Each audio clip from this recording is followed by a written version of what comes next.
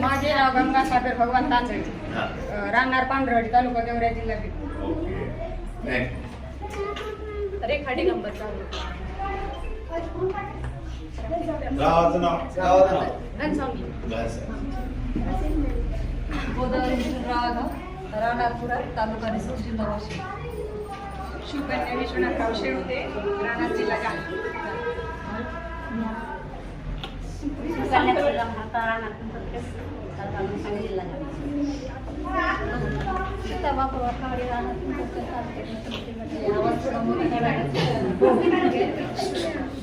एक मिनिट आवाज सगळ्यांना गेला पाहिजे. आपला उद्देशच तो आहे की सगळे कोण कुठे काय माहित नसतं, त्यामुळे आवाज सगळ्यांना गेला पाहिजे. एरवी तुमचे आवाज कोमल आहे.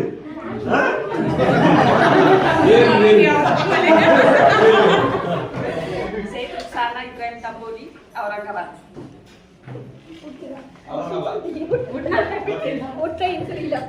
मी भागीत राहणार शिरसाट.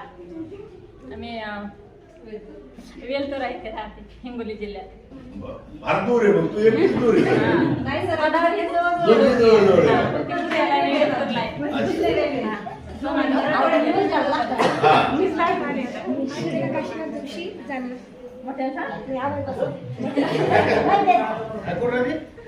शाळेतील नाव मंदाकिनी उत्तमराव भोकरे. आता सध्याचे नाव मंदाकिनी रामदास काळे, राहणार लिंबोनी. अंगद नामदेव शेखतात. मासाराम पुरे. मी सध्या तालुका जिल्हा बीड येथे राहतो. बीडला पाठवता तालुका. संतोष लक्ष्मीबाई भानुदास काळे, पारगड बुद्रुक, तालुका बीड. आवाज नाही, मुलांच्या मध्ये हाजरी. मी श्री समर्थ मोटरे वेल्डिंगचा व्यवसाय. सचिन शशिकांत घुगे. मी डॉक्टर आहे. सध्या माझा व्यवसाय वैद्यकीय व्यवसाय श्री साई हॉस्पिटल घनसावंगी. तसंच मी कम्युनिटी हेल्थ ऑफिसर म्हणून राजेगाव प्राथमिक उपकेंद्र इथे कार्यरत आहे. सदाशिव अण्णासाहेब जगताप. मी गावातच राहतो आणि शेती करतो. सुनील शंभर कोकण, राहायला घनसंगीला आहे, दुकान व्यवसाय.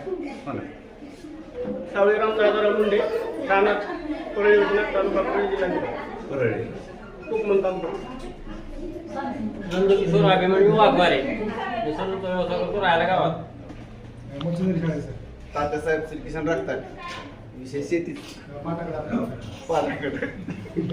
हनुमानगड पवार, राहायला पिंपरखेड, सागर सहकारी साखर कारखान्यात एक लाख म्हणून जॉब करतो.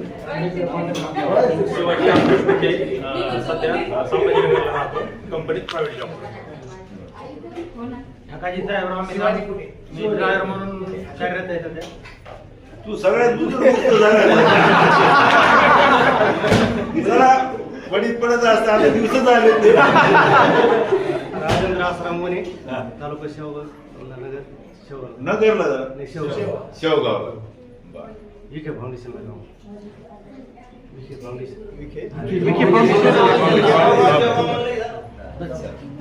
श्यामराव मोसिफ साठ, राहणार पिंपरखेड, व्यवसाय शेती.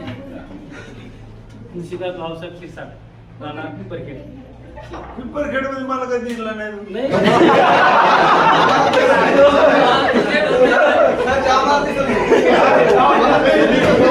माझ्या वर्षात 2 ते 3 चक्रा होत्या पिंपरखेडला.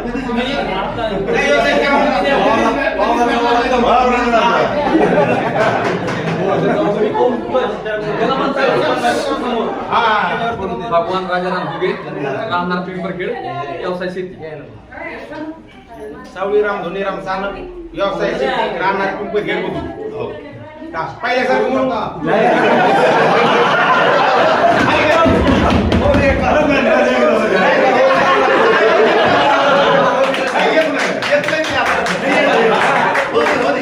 सानप, सावळीराम धोनीराम सानप.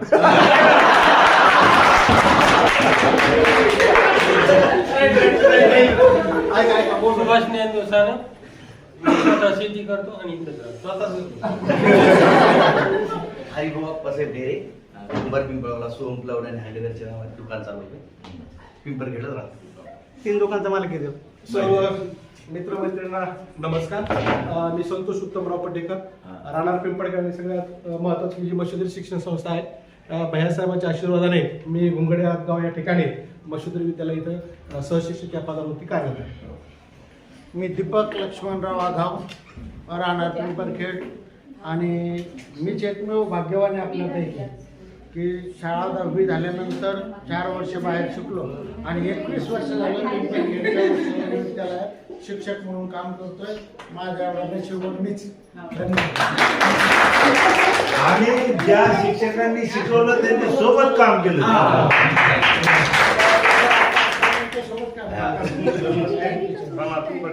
व्यवसाय शेती. विलास पांडुरंग सारप, राहणार पिंपरखेड, व्यवसाय शेती.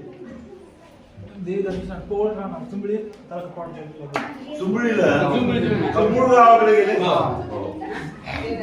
राम जाधव. माझं एलिमेंट झाल्यानंतर मी ठोंबरे आडगाव पिंपरी राजा लेक्चरर आहे, ज्युनियर लेक्चर तालुका संभाजी. आणि त्याच्यानंतर मी एमपीसी क्लास पण घेतो, करून घेतो. एवढं मास्टर्स चितेगाव आहे, चितेगाव हायवेवर चितेगाव एकमेव अभिमान म्हणजे 36 विद्यार्थी हजर आहेत. 25 मुलं, 11 मुली, बऱ्यापैकी प्रेझेंटी आहे.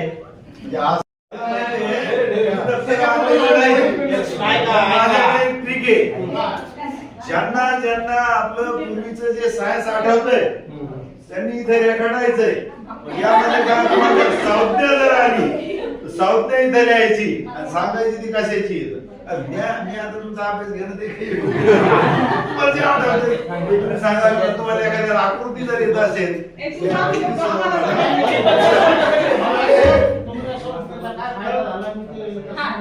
मला सायन्स मध्ये ज्या आपल्या संज्ञा दिल्या होत्या तर त्यामधली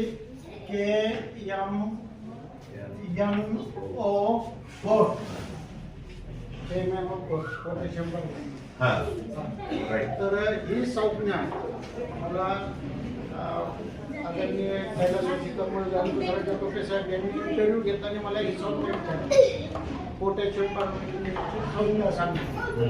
तर त्यावेळेस मी त्यांना सांगितलं KMnO4. तर त्याचा फायदा मला डायरेक्ट तिथे झाला. कोणी सांगितलं तुम्ही? लेखी नाही ना? लेखी दिलं असं नापास झाले. छोटं काढायचं.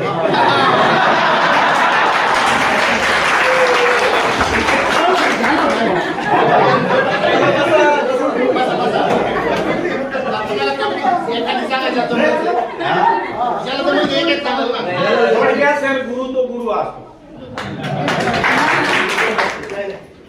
आणि त्यावेळेस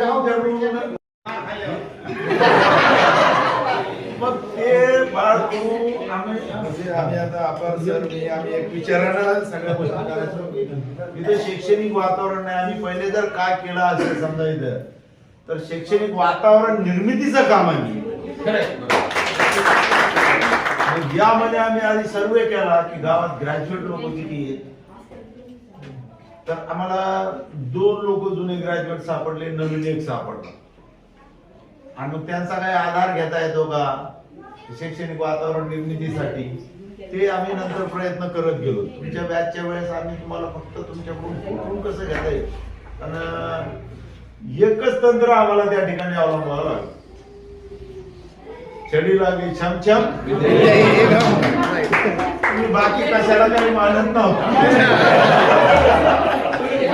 आणि मग तुम्ही चांगले अभ्यासाला लागला. त्याचा परिपाक असा झाला की पुढच्या बॅचचे चांगले अभ्यास करायला लागले. आणि यशाची जी परंपरा आहे, खो खोचं ग्राउंड सुद्धा नव्हतं. त्याचे पोल आपणच तोडून आणले. सावळीराम आहे, आहे, हरिभाऊ आहे, यांनी खो खोचे पोल तोड. आणि मला आणि मुंडे सरला आश्चर्य वाटलं की या मुलांनी हे अगदी तोडले पण एवढं ओलं इथपर्यंत घेऊन आले. बाहेरचे काम करायला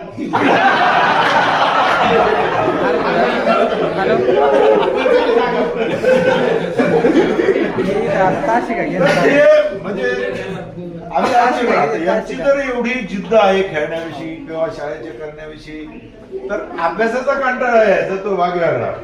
तर तुम्ही पहिला क्लास भगवतीच्या आईच्या मंदिरात क्लास घ्यायचो, झाडाखाली घ्यायचो आणि तिथली मजा तर काही वेगळीच होती. मी नवीनच झालो तिथं, माझा क्लास तिथे चालू, अर्धे मुलं समोर बसलेले, अर्धे मुलं पाठीमागं बसलेले, माझा दर्शनाचा रस्ता. आणि मग तिथं शिकवायचं मी असं बोर्ड करून असं काहीतरी होतं. एक माझं पहिलंच तास एक व्यक्ती आला, घंटी वाजवली, मंदिराची घंटी वाजवली. मी पाठीमागे बघतो तर मुलांना परिपाठ होतो किंवा असं आता होत असतंय. मग त्यांनी आले, दर्शन वगैरे घेतले, 1-2 मंत्र म्हणले, रामराम नारळ फोडलं, या गुरुजी मुलांना नाही असं घेतलं आणि गेलं. म्हणलं इतका डिस्टर्बन्स इथं आहे की प्रत्येक वेळेस 2-5 मिनिटाला एखाद्या व्यक्ती त्याच्या सोयीनुसार येतो, मंदिरात दर्शन घेतो आणि जातो. कसं बसं आपण त्या ठिकाणी काही दिवस काढले आणि नंतर आपण इकडे शिफ्ट झालो होतो. तर ते एक वेगळा आनंद होता. त्यातही परिस्थितीत आपण शिकलो. त्याच्यानंतर आपण इथं 8वी ते 10वी शाळा केली, त्यानंतर 5वी 6वीचे वर्ग इथं अटॅच झाले. तर कुठलाही शिक्षक संस्थेने दिला नव्हता. 8वी पर्यंत जेवढा स्टाफ होता आम्ही 4 जण असायचो आणि त्यामध्ये 5वीचाही वर्ग आम्ही इथं सुरू केला. शिक्षक देऊ म्हटले, वर्ष संपलं तरी शिक्षक दिला नाही. त्यानंतर 6वीचा वर्ग सुरू झाला आणि मग 6 महिन्यानंतर आम्हाला दुसरा शिक्षक म्हणजे 5 वर्ग आम्ही 4 जणांनी चालवला. एक वर्ग कधी वापरायचा, 2 पिरियड कंटिन्यू घ्यायचा आम्ही. आणि असं करत करत आज या ठिकाणी सेमी आहे, उत्कृष्ट दर्जाची सेमी आहे. म्हणजे इंग्लिश मिडियमला थोडीच तोड अशा प्रकारचे विद्यार्थी या ठिकाणाहून घडत आहेत. आणि आता मुख्याध्यापक सुद्धा चांगले आलेले आहेत, गवळी सर आलेले आहेत. तर पुढे विकास होईल. परंतु आपण आपल्या जीवनामध्ये आपले अनुभव तुमचे काय तुम्ही सगळ्यांसमोर शेअर करा. कुठलाही संकोच मनात ठेवू नका. कारण तुमचे जे गुपित काही जणांचे माझ्या जवळ ते अजूनही माझ्या जवळ, मी कोणाला सांगितलं ज्याचे त्याला सांगितले, तुमचं गुपित तुम्हाला सांगितलं, दुसऱ्याला नाही सांगितलं. तर अशा गोष्टी आहेत. आणि मला एक म्हणजे आणखी आज जेव्हा मी आजही टीचिंग करतोय तर पूर्वीचे पालक होते की गुरुजी हा विद्यार्थी आणि तुम्ही याला कसं घडवायचे तर घडवा, हा एक विषय होता. कधीच कुठल्याही पालकाची कंप्लेंट मला तेव्हा आली नाही आणि आज सुद्धा येत नाही. पण मला याचं आश्चर्य वाटतं की माझ्यासोबत काम करणारे जे शिक्षक आहेत ते कधी विद्यार्थ्याला बोट लाव असं का, याचं काही मला आणखी रहस्य समजलं नाही. आणि मी आजही ठराविक विद्यार्थ्याला महाप्रसादाचा योग संभवतो, ठराविक. त्यामध्ये त्यांना अभ्यास कमी जास्त केला विषय नाही. शिस्तीचं पालन केलं, गैरशिस्त केली, मुलींची चर्चा काढली किंवा तुम्हाला सगळं माहिती तसं काही घडलं तो माझ्यातून अजूनही सुटत नाही. मी जर आजही तेच शिस्त विद्यार्थ्यात आधारित भीती निर्माण केलेली आहे. मी जर ग्राउंड मध्ये असेल तर शाळेत अनुचित प्रकार करत नाही.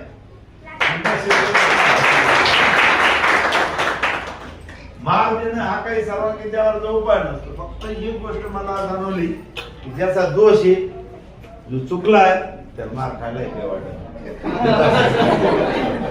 पण ज्याची चूक नाही त्याला जर तुम्ही मारलं त्याची नक्की कंप्लेन येते. अशा गोष्टी घडतात. तर तुम्ही सगळे, मला आनंद याचा आहे की तुम्ही सगळे तुमच्या जीवनामध्ये सुखी आहात, सगळे सुखी आहात. पुढची पिढी तुम्ही चांगली घडवाल ही आशा व्यक्त करतो आणि ओव्हरटेक करून कोणी जायचं नाही.